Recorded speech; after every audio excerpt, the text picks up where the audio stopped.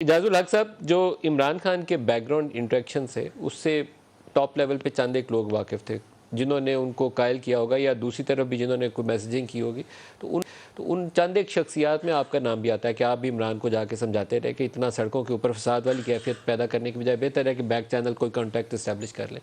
آج آئی ایس آئی چیف سے جو چیزیں سامنے آئی ہیں، یہ ہمیں پہلے ایک بہت ہی کلاسیفائڈ بریفنگ میں بہت ہی کام شخصیت سے کچھ معلوم ہوا تھا کہ پی ٹی آئی کی جانب سے انہیں 2 سال کی ایکسٹینشن کی دعوت دی گئی تھی۔ ابھی عمران نے خود ایک انٹرویو میں کہا کہ چیف کی تعیناتی کرنی نہیں چاہیے، جب تک الیکشن نہیں ہو جاتے تو 4-6 مہینے کے لیے ایکسٹینشن دے دیں۔ تو یہ چیزیں ایسی نہیں کہیں آئی ایس آئی چیف نے جس کو پی ٹی آئی ڈینائی کر رہی ہو، بلکہ اس کو مان رہی ہے۔ تو یہ تو ایک بارگیننگ ٹیکٹکس تھے پھر کہ آپ ایکسٹینشن لے لیں اور وہ نو کانفیڈنس موشن کو ناکام بنا دیں۔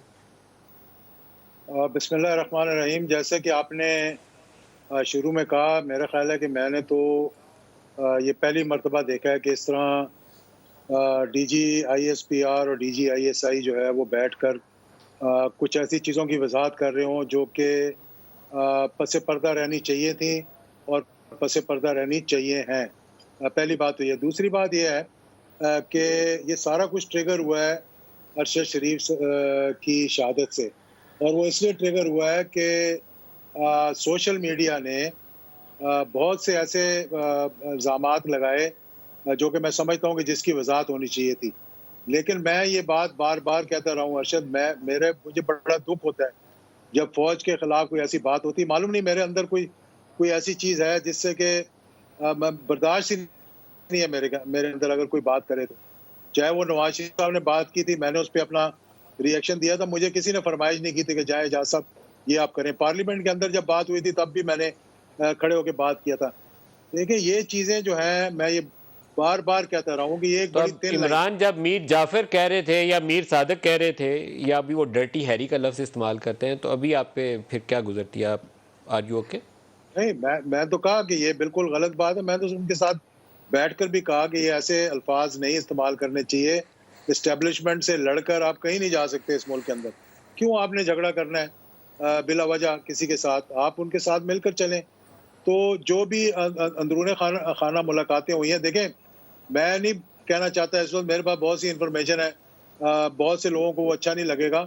مجھے ایک جماعت بتا دیں جو کہ جب اپوزیشن میں تھی، چاہے وہ پیپلز پارٹی تھی، چاہے وہ پی ایم ایل این تھی، چاہے وہ فضل الرحمان صاحب ہو گئے یا کوئی اور پارٹی ہوگی، جس نے کہ رابطے نہ کیے ہوں ڈائریکٹلی یا انڈائریکٹلی، اور حکومت میں آنے کے لیے پہلے رابطے استوار نہ ہوئے ہوں پھر وہ حکومت میں لائے ہوں۔ کوئی ایک جماعت مجھے بتا دیں۔ میری بڑی چھوٹی سی تاریخ ہے، کوئی 35 سال کی تقریباً اس پاکستان کی سیاست کے اندر، اور ہم نے سارا تھک اور تھن سے ہم گزرے ہیں۔ میں سمجھتا ہوں کہ سوشل میڈیا نے بہت سی تبدیلی اس ملک میں لے آئے ہیں، اس پہ قدغن لگانی چاہیے تھی۔ آپ دیکھیں جو کچھ لاہور میں ہوا، آسمہ جہانگیر صاحبہ کے جو فنکشن تھا وہاں پر، اس پہ کیا D G I S sir P R لیکن کو یا army D G chief I کی ایس آئی کو ایکسٹینشن جواب نہیں والی دینا چاہیے بات تھا؟ کو آپ تھوڑا سا چھوڑ گئے۔ میں چاہتا ہوں اس کے اوپر آپ تھوڑی روشنی ڈالیں، کیونکہ یہ تھوڑا متنازع معاملہ ہے۔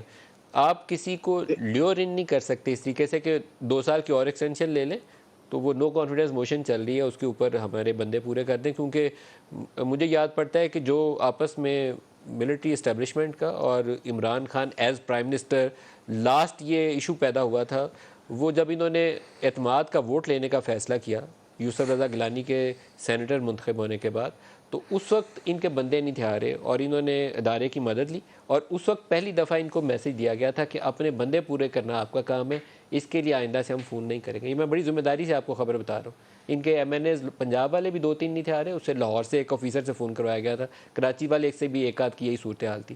تو وہ لاسٹ تھی جب لائن ڈرا کی گئی تھی کہ آئندہ سے ہم بندے آپ کو پورے کر کے نہیں دیں گے، یا آپ نے خود پورے کرنے ہیں، باقی ہر کام آپ کے لیے جو سرکار آئین اور قانون کے اندر لکھا ہوا ہے وہ کام کریں گے۔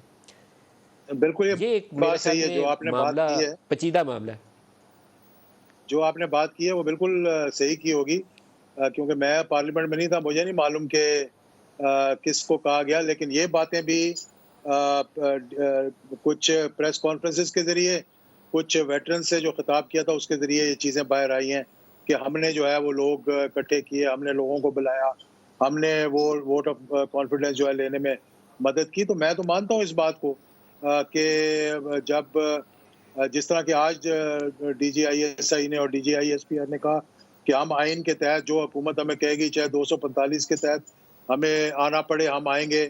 ماضی میں بھی یہ چیزیں ہوتی رہی ہیں. کہیں فوج خود ڈائریکٹلی نہیں آئی تو رینجرز کو بلایا گیا، جو کہ ویسے بھی منسٹر آف انٹیریئر کے تحت ہوتی. 245 میں تو یہ آئینی پوچھ رہا طریقہ ہے ہوں نا، 245 تو جو آئینی طریقہ ہے، وہ جب انووک کرے میں حکومت وقت تو اس کے تحت فوج کی آئین پھر کی بات ذمہ داری ہو جاتی ہے.